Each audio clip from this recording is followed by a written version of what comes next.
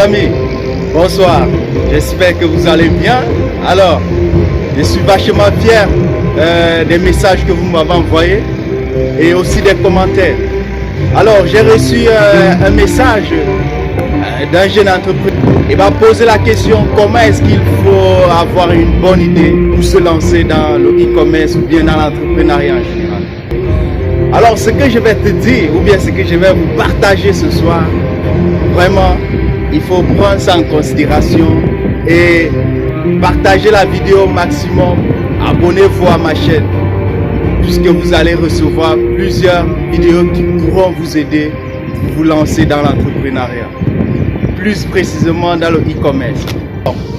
La première idée, c'est de trouver les problèmes. Quels sont les problèmes qui sont sur le marché? Quels sont les problèmes que tu peux résoudre sur le marché? Hein? C'est cette question-là qu'il faut se poser en premier pour avoir une idée des produits qu'on veut mettre sur le marché. Le deuxième point, c'est la rentabilité. Est-ce que ce produit que tu vas mettre sur le marché va être rentable?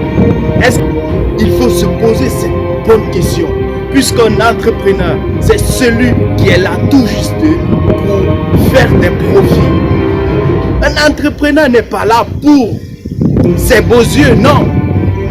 Un entrepreneur qui se lance dans le business, c'est pour faire des profits.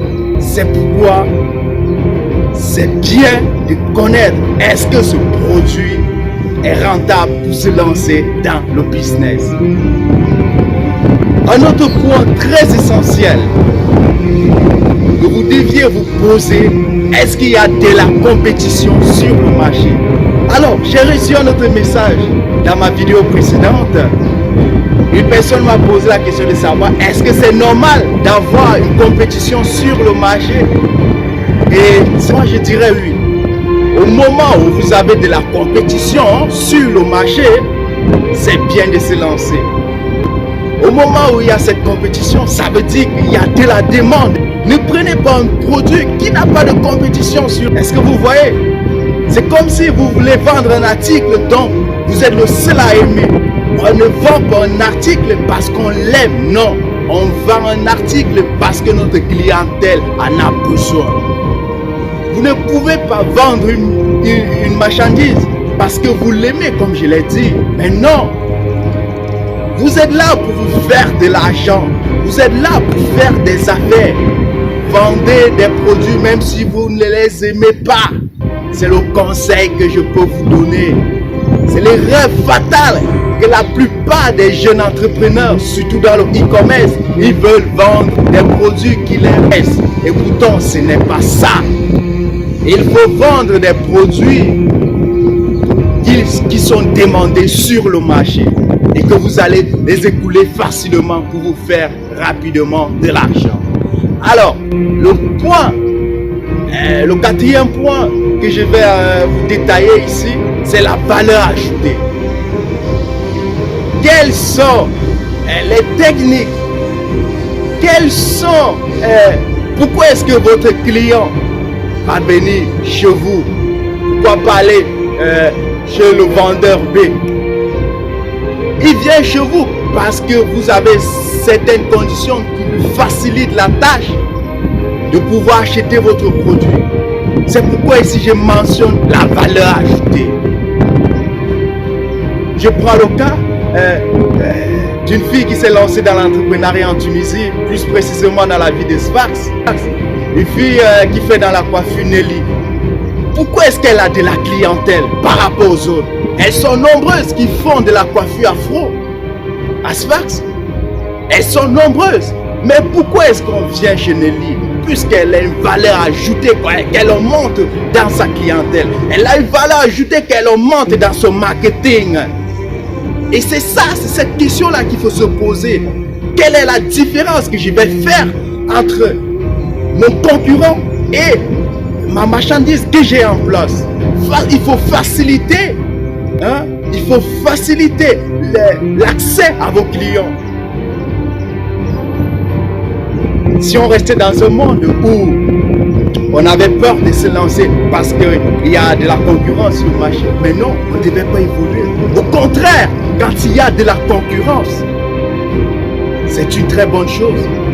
Je prends encore l'exemple des classes des années universitaires. Quand vous êtes dans une classe, les 5 premiers dans une classe se battent à avoir la première place. Mais si on disait, bon, on laisse... Mais non, la moyenne ne pourra pas augmenter. C'est pourquoi je te demande de te lancer, quel qu'en soit les grands entrepreneurs qui sont sur le marché et qui produisent, qui font leurs preuves. Lance-toi dans le business. Je ne vous demande pas d'être créateur. Imitez tout juste, soit restez des personnes qui observent, posent des questions, demandent des conseils à ceux qui font leurs preuves sur le terrain. Par ma petite expérience sur le terrain, je peux vous conseiller sur certains points. Rapprochez-vous des bonnes personnes. Rapprochez-vous des entrepreneurs. Rapprochez-vous des personnes qui font leurs preuves sur le terrain. Je prends le cas de la Chine. Pourquoi est-ce que la Chine fait des ventes énormes sur le site mondial? Puisque ce sont des tricheurs, ils n'inventent rien. Ils achètent le produit A aux États-Unis et ils rentrent chez eux.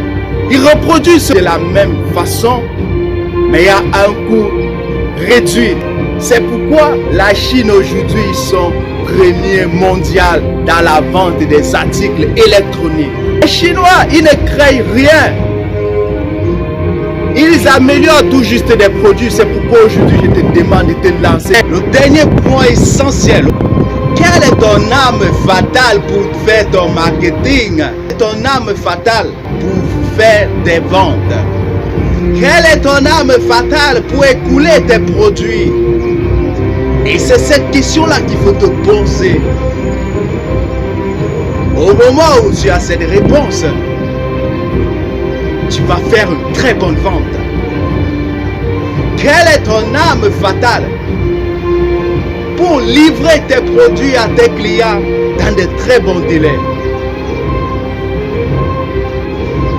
Alors, si tu as un sujet qui te tient à cœur, écris-moi, et si tu ne t'es pas encore abonné, abonne-toi tout juste en bas dans ma page YouTube Yimson Service.